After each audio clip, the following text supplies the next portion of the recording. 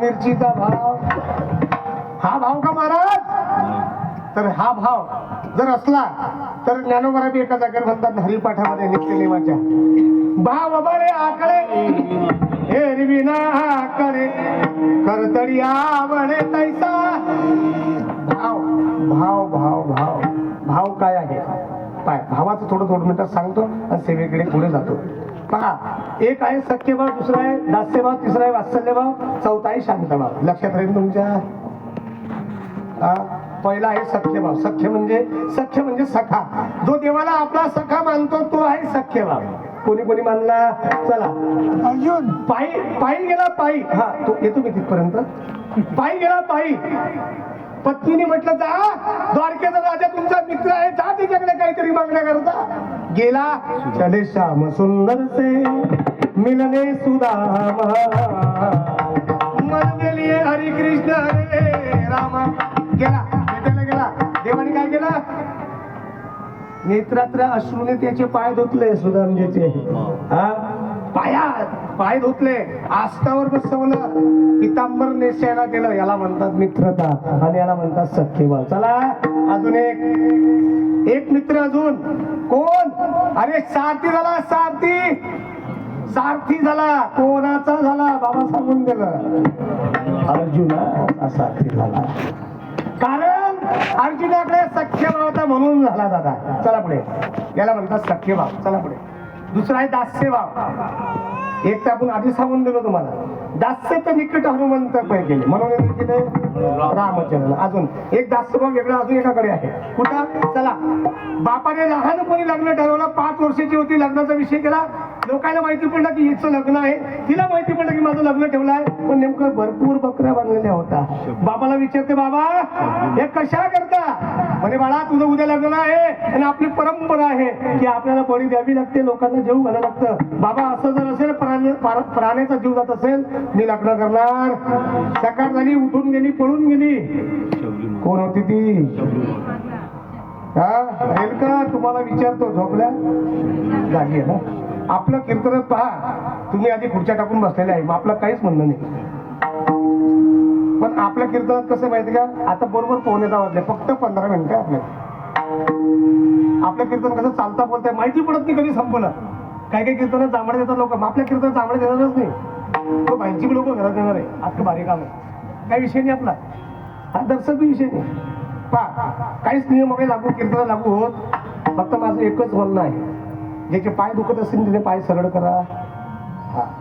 ज्याला इच्छा झाली की महाराज अहो आता माझा अशी इच्छा आहे की कमरमध्ये त्रास होतोय, तर मी तुम्हाला खुशाल एक सांगेल, घरी जा, बाजा आणा, इथे टाकून द्या, झोपून जा. पण कीर्तन ऐका.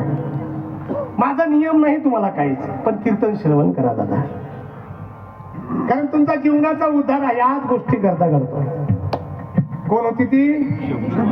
इथपर्यंत आहे. बारेलकर लोक झोपले नाही बरोबर. चला, ती होती शबरी माता. गेली वनामध्ये. एक ऋषींचा मोठा आश्रम होता, तिथं साफसफाई करू लागली. त्या ऋषींचं नाव होतं मातंग ऋषी. ऋषीला सांगितलं काही लोकांनी, अहो ऐका, एक शबरी नावाची एक बालक पासून तरुण होईपर्यंत म्हातारपर्यंत सेवा करत आहे, तिला एकदा भेटायचं सरी. भेटण्याकरता गेले. काका बाळा कोण आहे तू? म्हणे बाबा मी शबरी आहे. बरं बरं, कोण्या समाजाची? मी भिल समाजाची आहे.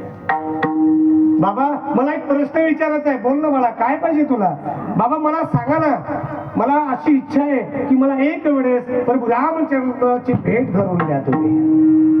आणि मी एक तुम्हाला गोष्ट सांगून देईन दादा, जोपर्यंत तुमच्या पाठीमागे तुमचे गुरु आहेत ना, तोपर्यंत तुम्हाला कोणतीच गोष्ट अशक्य नाहीये.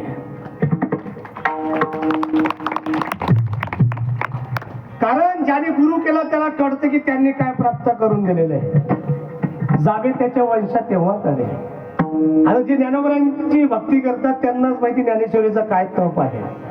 त्या मृदुंगाचा सोप आहे का महाराज? आळंदीमध्ये रातच्या 2-2, 3-3 वाजता रियाज करावा लागतो, तेव्हा हे कळतं की मृदुंग काय आहे.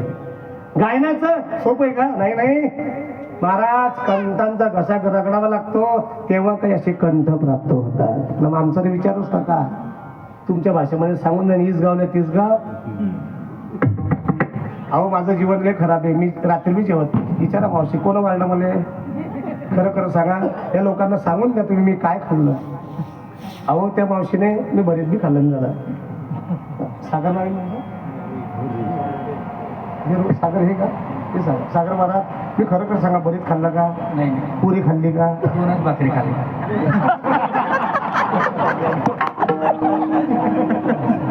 काही नाही एवढी साठी म्हणूनच नाव दुखते आपली. बरं सांगतो मला विठाला विठाला.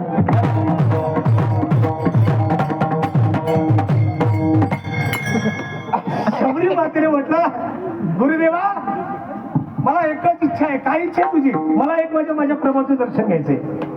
बरं बरं बरं, घाबरू नको शबरी, तुला तुझ्या गुरुचं दर्शन होईल म्हणजे तुझ्या रामाचं तुला दर्शन होईल म्हणजे होईल.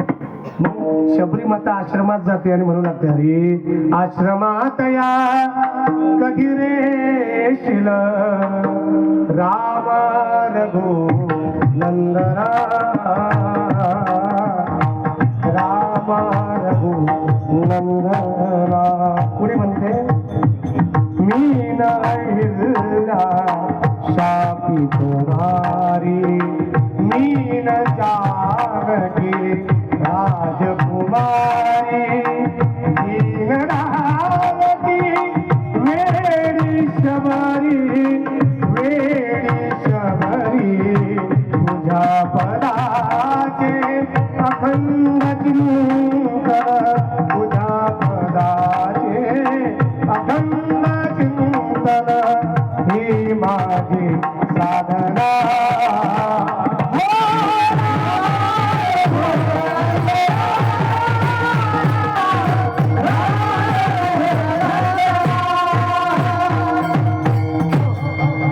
काय गोड म्हणते शबरी माता, देवा या आमच्या आश्रमामध्ये.